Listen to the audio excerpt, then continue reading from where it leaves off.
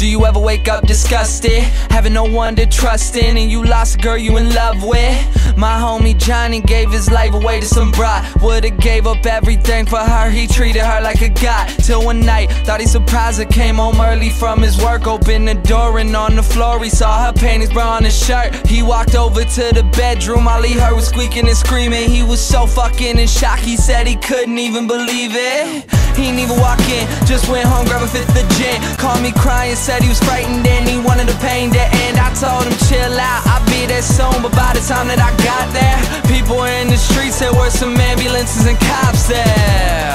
I guess when I hung up the phone, Johnny picked up his 45 and put the barrel up to his dome. All he left behind was a note that said I couldn't cope. I'm sorry if you care, but I feel like my life's a joke. Up on a hill across the blue lake, that's where I had my first heartbreak. I still remember how it all changed. My mother said, don't you worry, child.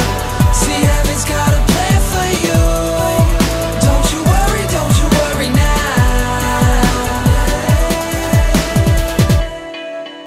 Now Julie lived down the street. She wasn't always accepted, she was a little bit unique.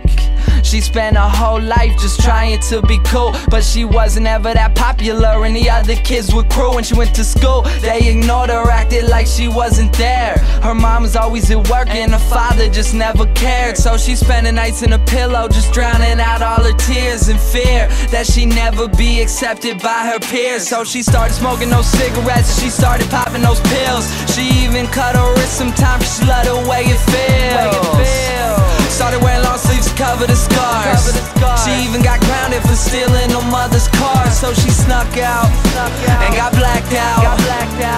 Woke up the next day in some random person's house. Found out about a month later she had a baby in her womb. The next morning Julie's mother found her hanging in a room.